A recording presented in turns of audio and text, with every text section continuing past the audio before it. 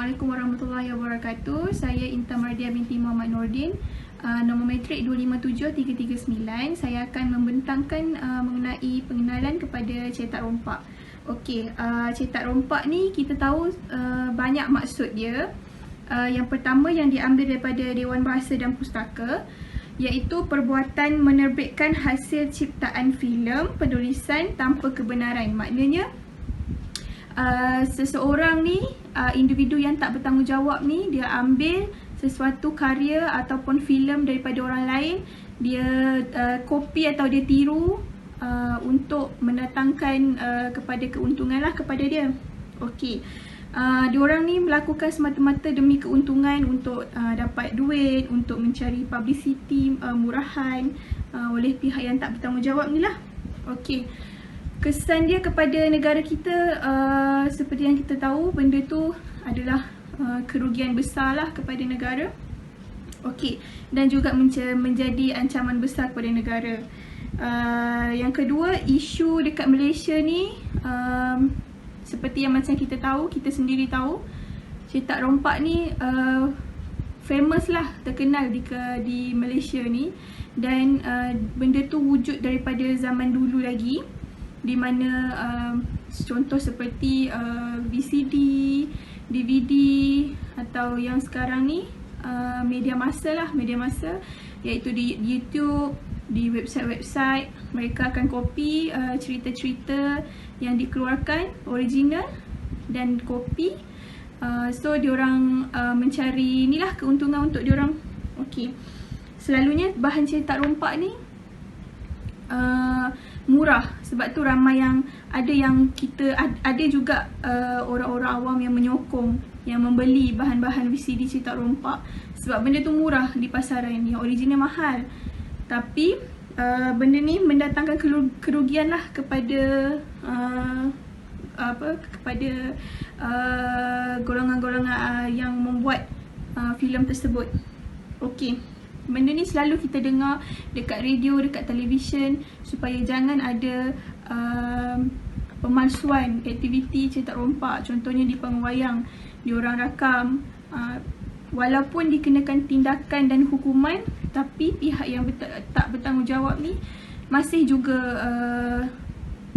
tetap juga inilah buat kerja-kerja yang tak elok ni.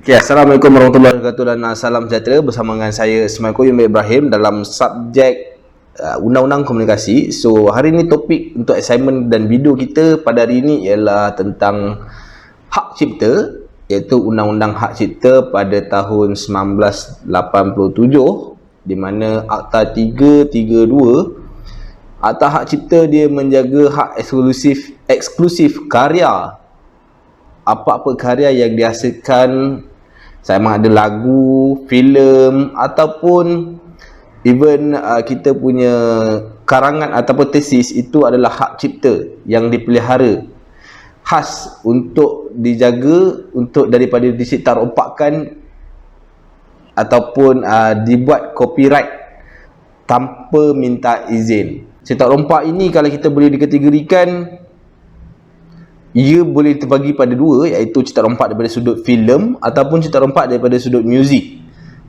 So maknanya kalau kita tengok orang-orang dekat kat luar sana yang menggunakan medium online ataupun dia menggunakan, iaitu cakra padat sendiri, dia orang menggunakan rakaman panggung wayang, ataupun dorang menggunakan rekod secara handphone filem yang baru keluar daripada panggung wayang. So dalam assignment saya juga ada menyatakan beberapa kes yang mana kami ambil daripada CLJ Law, yang menyatakan bahawa kes itu disaman kerana cuba mencetak rompak ataupun merakam filem di dalam panggung wayang tanpa izin. So maknanya itu adalah satu kesalahan yang besar bila anda merakam filem di dalam panggung wayang. Itu anda cuba membuat cetak rompak, dan benda itu sangat memburukkan pada nilai. So tanpa bercerita panjang, mari kita layan sketsa cetak rompak.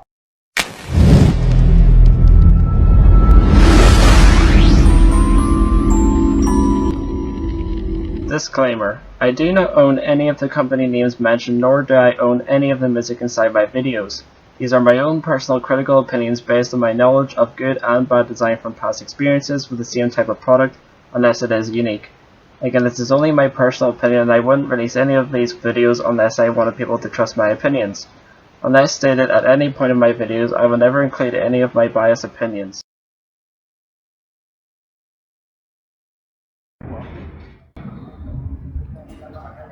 Mari, sini beli 2 percuma 1, 10 sahaja. Adik, Oh, ya, CD apa dia tu? Ini movie latest punya. Oh, Mak yang ya. terlambung. Oh, okey, saya ambil satu. Kualiti video baik punya. Okey, saya ambil satu. Beli 1. Satu. Baik, akan beli 2. Kalau beli 1, 10. Beli 2, 15. Okey, saya ada ambil bagi 2 lah. diskaun, Okey, terima tak? kasih. Okey, terima kasih. Okey, terima kasih. Akak. Okey.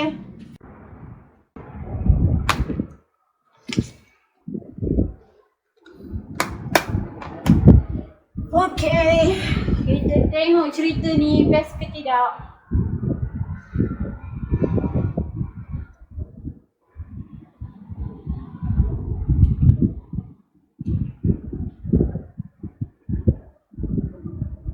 Ish, apa benda cerita ni? Tak ada buat suara pun. Bapak lah. Nipu je orang je. Geram pula aku. Okey lah. Tukar CD ni. Murah-murah beli Cik, 2 Cik percuma punya CD 1. ni tak boleh lah. Saya dah buka keluar gambar je. Suara tak ada. Hari tu kak dah check kan. Elok bukan. Mana ada? Saya baru beli. Saya baru beli tak ada suara. Tak boleh tukar lah. Habis tu kalau tak boleh tukar macam mana? Habis duit saya macam mana pulang balik lah? Hantarlah dia. Dah beli Mana kan. boleh macam tu? Masalah tak ada suara ni. Betul. Cahai, you jual apa? CD lah, You, video you lah. tahu tak, you telah membuat satu kesalahan di bawah Akta Hak Cipta 1997 yang boleh membawa kesalahan hukuman penjara. Alamak. Ya ke? Puan juga merupakan melakukan satu kesalahan.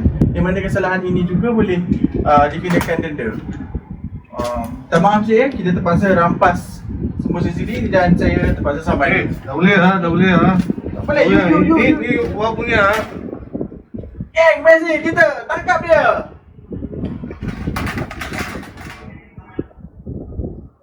Berita tergepak. Seorang magistrat ditangkap kerana membeli CD cetak empat. Beliau boleh didakwa di bawah Akta Hak Cipta 1987. Akta Hak Cipta 1987 iaitu Akta 332.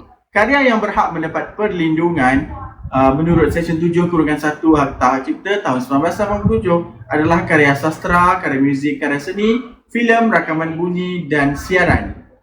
Akta ini juga digubal antara lain bertujuan untuk memberi perlindungan terhadap karya asli yang ditulis.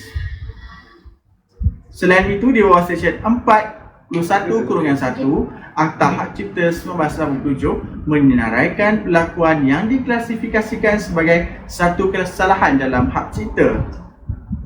Apa-apa bahasa, kod dan tata tanda bagi suatu set arahan dengan niat untuk menyebabkan satu alat yang mempunyai kebolehan memproses maklumat untuk melakukan satu fungsi tertentu sama ada secara langsung ataupun selepas salah satu atau kedua-dua perkara yang berikut: penukaran ke bahasa, kod, tata tanda yang lain, pengeluaran semula dalam bentuk bahan yang lain juga, yang mana penyalinan atau peniruan, mengeluarkan salinan kepada awam, membuat adaptasi, memintasi apa-apa langkah teknologi serta pembuangan pengurusan hak elektronik.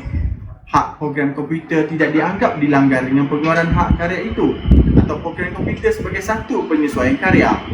Menurut Seksyen 40/1 Hak Cipta 1987, jika pengeluaran itu dibuat ataupun bagi pihak tuan penyelesaian itu dari mana pengeluaran semula dibuat dan pengeluaran semula dibuat bagi maksud digunakan oleh satu pihak, pemilik salinan asal sahaja, sebagai ganti salinan asal itu hilang, musnah atau tidak digunakan. CD lah aku Oh, ada. ada CD lah. Kita beli. Bukan CD original. Nampak yang CD sudah rompak. So, tak boleh beli ke? Boleh dah satu kesalahan boleh So, kalau macam industri tu? filem negara. So, kalau macam tu kita nak movie dekat mana? Cuma belajar Jom Aryan. Kita tengok wayang. Satu kesalahan Aduh, apa dengan membasmi cetak rompak, kita bukan saja dapat membantu industri setiap negara, malah boleh menjana ekonomi negara tanpa buatan yang menyalahi undang-undang. Ya, betul. Aduh, hancur bisnes saya macam ni. Okey, seterusnya saya akan menerangkan mengenai kesimpulan. Kesimpulan apa yang kita dapat daripada aktiviti cetak rompak ini, iaitu seperti yang kita sedia maklum, perkembangan teknologi masa kini semakin membimbangkanlah untuk berleluasa. Okey, teknologi sekarang ni mendorong untuk melakukan aktiviti cetak rompak ni lah, seperti boleh kita tengok dekat media-media sosial, dekat YouTube dan sebagainya lah. Yang kedua, kepantasan mereka yang melakukan aktiviti cetak rompak ini, mereka pantas cepat je melakukan benda-benda ni supaya orang ramai cepat membelilah daripada diorang, seperti VCD, DVD, cetak rompak. Okay. Mereka yang melakukan kerja-kerja ni mungkin adalah daripada golongan bawahan, di mana mereka memerlukan kewangan lah, mempunyai kesempitan hidup. Okey, kesimpulannya kita sebagai rakyat Malaysia perlu terus membendung aktiviti cetak rompak ini daripada terus berleluasa dekat negara kita lah, sebab benda ni akan membuatkan negara kita menyebabkan kerugian juga pada inilah golongan-golongan yang bertanggungjawab. Terima kasih.